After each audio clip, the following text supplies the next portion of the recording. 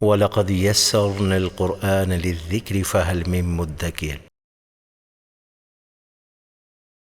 بسم اللہ الرحمن الرحیم۔ السلام علیکم ورحمۃ اللہ وبرکاتہ۔ بیٹا، آپ کے سوال کے جواب میں 3 ویڈیوز بن چکی ہیں۔ ان 3 ویڈیوز کے اندر ہم نے 6 قاعدے پڑھے تھے۔ اردو کی پہلی کتاب، وہاں سے ہم نے زبر، زیر پیش اور حروف مدہ پڑھا تھا، اور پھر اردو کی جو ہماری دوسری کتاب ہوتی تھی اس میں ہم نے جزم کا قاعدہ پڑھا۔ اسی طرح پھر اردو کی تیسری کتاب کے اندر شد کا قاعدہ پڑھا تھا ہم نے، اور پھر مد کے قاعدہ کے لیے پھر اردو کی پہلی کتاب، اور آخری جو قاعدہ ہم نے پڑھا تھا ادغام کا، وہ اردو کی چوتھی کی کتاب کے اندر آتا ہے۔ ان 6 قاعدوں کی مدد سے 90% تک قرآن مجید پڑھنے میں ہم کامیاب ہو گئے تھے۔ سبحان اللہ و بحمدہ، سبحان اللہ العظیم۔ سب کچھ کتنا آسان ہے۔ آج ہم پھر انشاءاللہ تعالی 2 قاعدے پڑھیں گے، یا اگر تیسرے کا موقع مل گیا تو انشاءاللہ وہ بھی ساتھ پڑھ لیں گے۔ یہ دیکھیے گا اردو کی مثالیں۔ یہ لکھا ہوا ہے من بر، تو ہم اس کو پڑھتے ہیں میم بر۔ انبیاء، تو ہم اس کو کیا پڑھتے ہیں؟ انبیاء۔ استنبول، اس کو ہم پڑھتے ہیں استنبول۔ عنبرین، کئی بیٹیوں کا نام ہے عنبرین، لیکن ہم انہیں کس نام سے بلاتے ہیں؟ عمرین، عمرین بیٹا۔ اسی طرح گنبد، تو پڑھتے کیا ہے؟ گنبد۔ تو سبحان اللہ و بحمدہ، یہ بھی اردو زبان کا قاعدہ ہے، یعنی چھوٹا بچہ بھی ہو نا، اس کو بھی پتہ ہے گنبد نہیں گنبد۔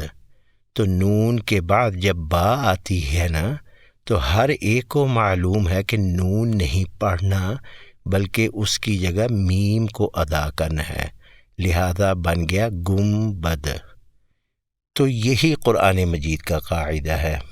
یہ دیکھیے گا، یہ لکھا ہوا من بخیلا، تو یہ کیا بن گیا؟ نون نہیں پڑھنا، نون کی جگہ میم پڑھنا ہے، اور اتنی آسانی ہے کہ وہاں پہ پہلے ہی چھوٹی سی میم لکھی ہوتی ہے، یعنی یہ قاعدہ یاد رکھنے کی ضرورت ہی نہیں ہے کہ نون کے بعد با آئے گا تو ہم نے اس کو میم میں کنورٹ کر کے پڑھنا ہے۔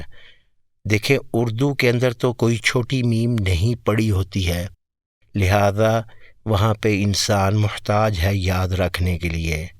لیکن دیکھیں قرآن مجید پھر کتنا آسان نکلا کہ وہاں پہ چھوٹی میم ڈال دی گئی ہے، تاکہ ہمیں یہ بھی یاد نہ رکھنا پڑے کہ نون کے بعد با آئے گا تو چھوٹی میم آتی ہے۔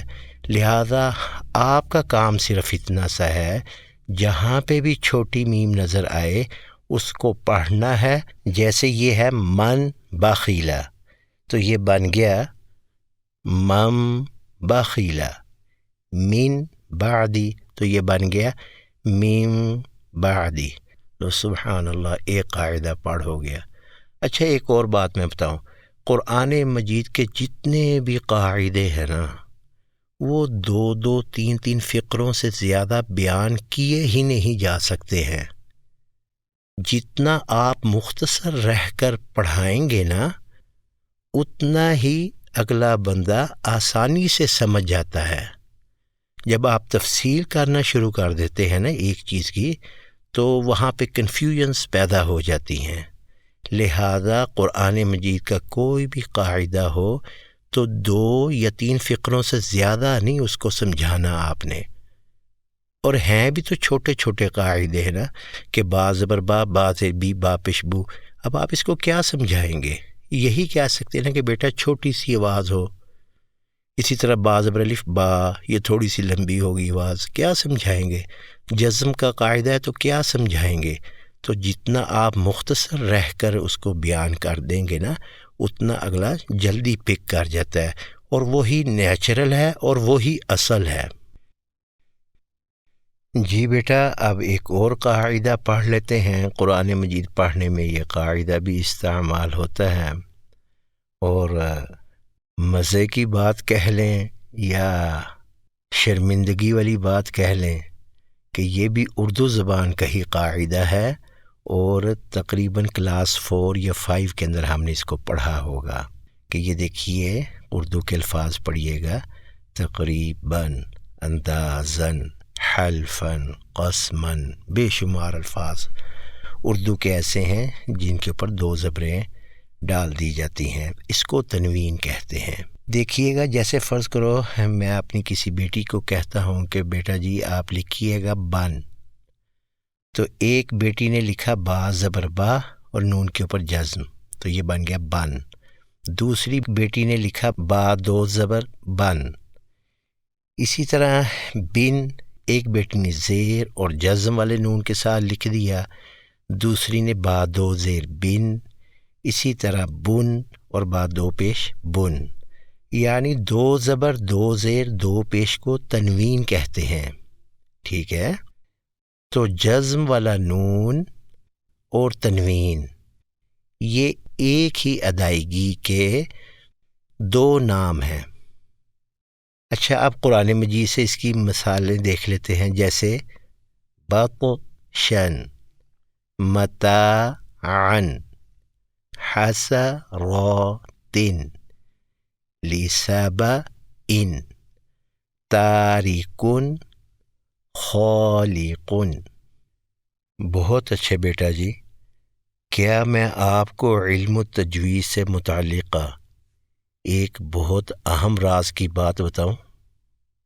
مگر یہ کہ آپ کو نا یہ وعدہ کرنا پڑے گا۔ کس سے وعدہ کرنا ہے بھلا آپ نے؟ اپنے رب کریم سے، کہ جو اب میں بات بتانے لگا ہوں نا تجوید سے متعلقہ، اس سے آپ نے اپنی نفسانی خواہش کے مطابق الٹا مفہوم نہیں نکالنا، یہ وعدہ کریں آپ۔ بیٹا ٹائم بڑی جلدی سے نکل جاتا ہے، تو انشاءاللہ تعالی اگلی کلاس کے اندر نا کور کریں گے، اور پھر جو اس سے اگلی کلاس ہوگی نا اس میں انشاءاللہ تعالی تلفظ کا بیان ہوگا کہ یہ جتنے بھی حروف تہجی ہے نا عرب کی، یہ تو اتنی زیادہ آسان ہے، اتنی زیادہ آسان ہے۔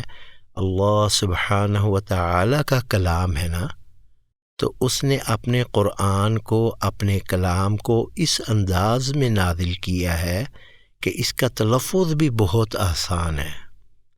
تو انشاءاللہ تعالی اس پر بات ہوگی، اور اگر کسی کا کوئی کویسچن ہو تو وہ اپنا کمنٹ باکس میں بھی لکھ سکتا ہے، اور اگر واٹس ایپ کرنا چاہے تو واٹس ایپ میں اپنا سوال بھیج سکتا ہے۔